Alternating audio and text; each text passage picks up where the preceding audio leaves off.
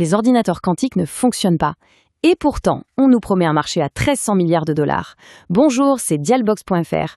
Juste pour info, cette analyse se base sur les données du 17 octobre 2025. Pensez bien à vérifier les cours actuels avant de prendre la moindre décision. Allez, on attaque. À la fin de cette analyse, vous saurez exactement pourquoi certaines actions du secteur ont chuté de 43% en une seule journée. Vous comprendrez aussi quelles avancées technologiques contredisent complètement ce pessimisme. Et surtout, vous aurez des pistes claires pour vous positionner en tant qu'investisseur face à ce paradoxe. On a IBM qui annonce 1 milliard de contrats, Google qui revendique une avancée historique et de l'autre côté, le PDG de Nvidia qui nous dit d'attendre 20 ans. Alors, qui croire ? On va commencer par cette affirmation. Elle est brutale. Elle paraît même complètement folle. Surtout quand on la met juste à côté des projections pour ce marché. Voilà le chiffre, 1 300 milliards de dollars. C'est la taille que le marché de l'informatique quantique pourrait atteindre d'ici 2035. Une croissance absolument explosive. Alors, la question est simple. Comment on peut concilier une technologie qui, je cite, ne fonctionne pas, avec une promesse de valeur aussi gigantesque ? C'est exactement ce qu'on va décortiquer ensemble aujourd'hui. Bon. Allons-y, plongeons au cœur de ce fameux paradoxe. Pour bien comprendre, il faut faire une distinction essentielle. La différence entre l'existence physique d'une machine et son utilité dans le monde réel. Alors soyons clairs, oui, les ordinateurs quantiques existent. Google en a, IBM en a, des startups comme IonQ en ont. Le problème, c'est qu'ils font face à des murs physiques colossaux. D'abord, les taux d'erreur sont juste catastrophiques. Imaginez une calculatrice qui se trompe plusieurs fois toutes les 100 opérations. Inutilisable.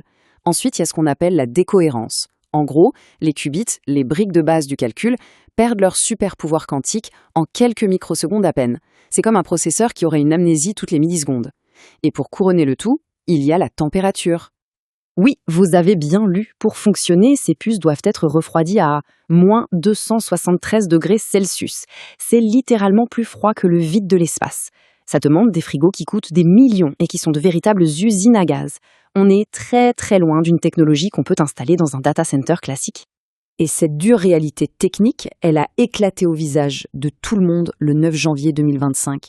On est au CES de Las Vegas, le plus grand salon tech du monde. Et là, Jensen Huang, le PDG de Nvidia, le visionnaire de la révolution de l'IA, prend la parole et lâche une bombe. Selon lui, les ordinateurs quantiques, vraiment utiles, on en a encore pour 15, peut-être même 20 ans. L'effet a été sismique. Le lendemain, c'est la panique sur les marchés. Regardez-moi ce graphique.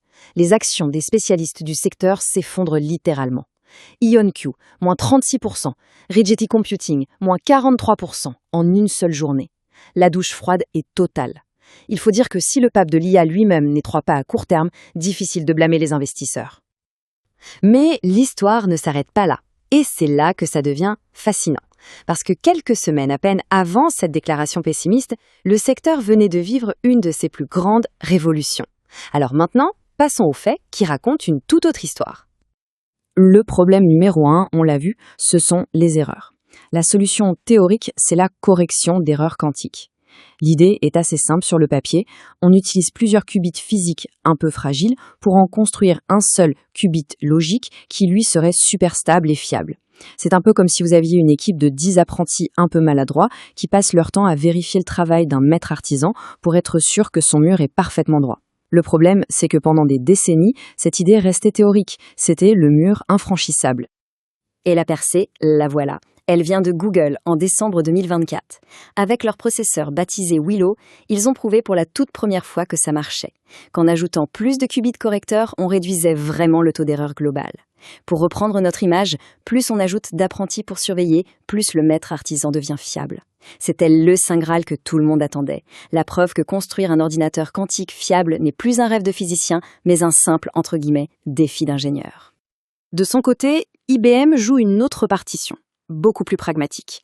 Moins de déclarations fracassantes, plus de contrats signés. Pourquoi un mastodonte comme IBM met autant d'argent sur la table ? Parce qu'ils savent que les premières applications, par exemple en découverte de nouveaux matériaux ou en finance, pourraient leur donner un avantage concurrentiel pour les 50 prochaines années. Rien qu'en 2024, ils ont engrangé 1 milliard de dollars de contrats pour leurs services quantiques en bossant avec des clients comme JP Morgan ou Daimler.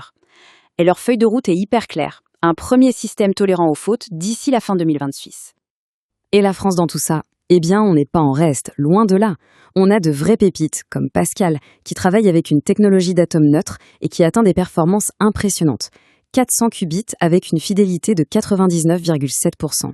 Et puis on a Candela, qui mise sur les photons, a levé 65 millions d'euros et se concentre sur des applications très concrètes comme la cryptographie.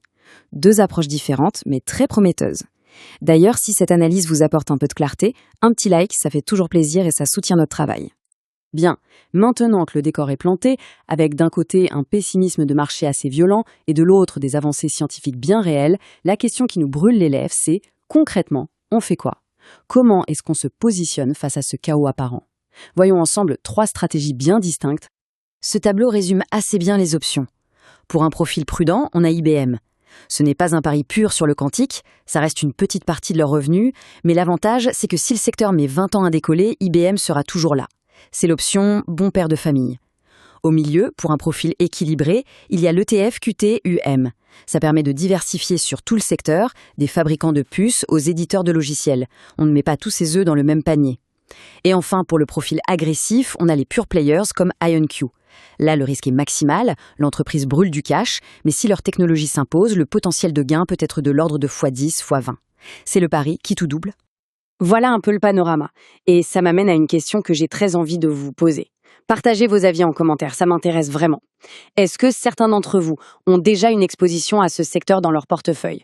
Et après avoir entendu ces arguments contradictoires, vous vous situez plutôt du côté pessimiste de Jensen Huang ou du côté optimiste d'IBM et Google ? Allez, pour conclure, récapitulons les 3 points à garder en tête. Premièrement, le paradoxe est bien réel. Les machines actuelles sont très limitées, mais les progrès scientifiques, comme la percée de Google, sont indéniables. Deuxièmement, le grand point d'interrogation, c'est le timing. Est-ce qu'on parle de 3 à 5 ans pour les premières applications concrètes ou de 20 ans ? La vérité est sans doute quelque part entre les deux. Et troisièmement, il existe des options d'investissement pour tous les profils de risque, de l'approche très défensive avec IBM au pari beaucoup plus spéculatif sur IonQ. Je rappelle une dernière fois que ces analyses datent de mi-octobre 2025, les cours ont évidemment pu bouger depuis. Très concrètement, s'il y a une seule chose à surveiller, c'est celle-ci. L'annonce d'IBM concernant leur système tolérant aux fautes, prévu pour fin 2026. Ce sera un catalyseur majeur. S'ils réussissent, tout le secteur pourrait s'enflammer. Si c'est un échec ou un report, il faudra encore s'armer de patience. Si cette analyse vous a permis d'y voir un peu plus clair, le meilleur moyen de nous soutenir est de vous abonner à dialogues.fr pour ne pas rater les prochaines. Et bien sûr, n'hésitez pas à la partager à quelqu'un que les technologies de rupture intéressent. C'était dialoguebox.fr. À bientôt.